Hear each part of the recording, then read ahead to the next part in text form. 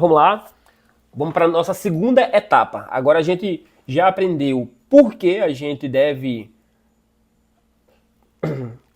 Pronto, já aprendemos toda a relação humana, já aprendemos por que a gente deve aprender isso, porque é importante.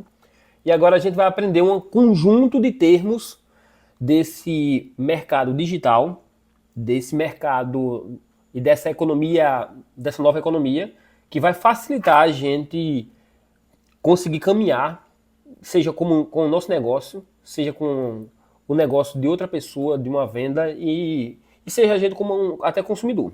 E o primeiro termo para a gente aprender é sobre o que é funil de vendas. O que é um funil de vendas? Funil de venda, ele importa porque na internet, assim como no mundo físico, tudo funciona em termos de funil. Funil é uma estrutura onde você vai fazendo o seu lead, que é o seu potencial cliente, e ele descer numa escala de valor, descer ou subir, né? Enquanto ele está subindo, ele vai aumentando o seu nível de consciência, e ele vai descobrindo que ele precisa ou não daquele produto ou serviço. Ele vai descobrindo durante esse processo que você pode ser a solução, né? Você, o seu produto, o seu serviço, pode ser a solução que ele está precisando. Precisando para quê? Para a dor dele. Ele vai ficando cada vez mais consciente até chegar no nível onde ele vai fazer o fechamento. Ele vai comprar de você pela primeira vez.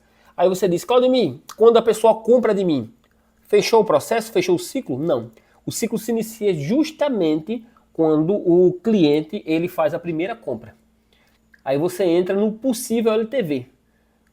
Ou seja, você entra numa escada, no ciclo de compra. Você vai vender 1, 2, 3, 4, 5 vezes para esse cliente. Que a ideia é vender várias vezes para o mesmo cliente. Por isso que a gente precisa estruturar uma comunidade. E o funil de venda ele se estrutura dessa forma. E vou dar um exemplo para você entender como é que funciona o funil de venda. Digamos que você procure saber sobre um determinado produto. Você procura saber sobre um caderninho da Auctoratos. Você procura lá no Google e entra no site da Auctoratos, que vai ter um pixel lá dentro, e você vai ver o caderninho, mas você não fez a compra. Como você foi marcado lá, quando você entrar novamente para pesquisar alguma coisa, vai aparecer anúncio lá dentro de outros sites com o funil da Auctoratos.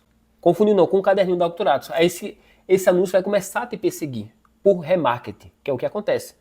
Por isso que as pessoas perguntam, mas como essa marca sabe que eu quero comprar isso? Porque você já pesquisou, você já teve um pixel lá que foi instalado nos cookies do seu navegador e a partir daí essa marca, esse site, esse anúncio, ele começa a perseguir você e você não entende exatamente o que é. Isso aí faz parte de uma estrutura de um funil de vendas, sobretudo um funil de remarketing. E vai fazer isso algumas vezes até você comprar ou você desistir da compra. E outro ponto, quando você vai falar de negócios, você fala também da parte de ROI. ROI significa retorno sobre o investimento. Só que, quando você fala de ROI, muitas vezes as pessoas falam de ROAS, que é retorno sobre o investimento em anúncios. Então são dois termos muito importantes para a gente aprender na hora que a gente vai fazer um investimento em marketing para o nosso produto, o nosso serviço dentro da internet. E um termo que é mal interpretado muitas vezes é economia digital. Economia digital não se trata simplesmente de cursos e de e-books. Se trata de todo o ecossistema de produtos e serviços. Você vai ter vários infoprodutos que varia desde de um livro, de um folder, até um sistema, um e-commerce, um aplicativo. E tem outro ponto aqui para a gente aprender sobre crescimento no mercado digital. Como é que funciona esse crescimento no mercado digital? O mercado digital, normalmente você precisa de uma estrutura de MVP, que é o que a gente vai falar em seguida. E a digitalização de negócio. Todo negócio ele está sendo digitalizado. Tem até um termo que fala que quem não é .com é ponto fora. Por quê? Porque se você não está aí na internet, você não está em lugar nenhum. Porque onde está a atenção das pessoas? Se você for chegar numa multidão, numa rodoviária, num aeroporto, numa feira, no supermercado, numa escola, a maior parte das pessoas vão estar olhando para o celular. E é por isso que a digitalização ela está cada vez mais frequente. Significa que tudo vai ficar digital? Não. Significa que cada vez mais a gente está indo para um mundo híbrido, onde as pessoas vão estar morando no mundo físico, mas a atenção dela vai estar cada vez mais focada no mundo digital. Isso funciona desde para consumo de produtos, que está cada vez mais frequente, tanto e vai até a parte de como as pessoas se educam, se relacionam, como as pessoas se casam, como as pessoas, inclusive, se instruem religiosamente. Hoje em dia está cada vez mais frequente as pessoas construírem apps de confessionário. As pessoas vão se confessar para um aplicativo. Está cada vez mais frequente. Por quê? Porque está se digitalizando, inclusive, o padre. O padre está em um processo de digitalização. O pastor. Para vocês verem o como isso está evoluindo, muita gente deixa de ir para a igreja no domingo para assistir a live de um guru ou de um influenciador digital, porque está se digitalizando até a doutrinação por meio da religião. A religião está migrando para outros tipos de ideologia que conversam com o mesmo tipo de fé. E, inclusive existe um termo chamado Customer Centric, que é a ideia do consumidor estar no centro de tudo. Todo o negócio é feito em termos da necessidade desse consumidor. E a partir disso a gente constrói todo o ecossistema. Deixa eu colocar outro aqui. A gente já viu o pirâmide de Maslow. O que é nicho de mercado? Né? A gente vai entender aqui nicho, segmentação e pesquisa de mercado. Primeiramente a gente precisa entender o que é um nicho.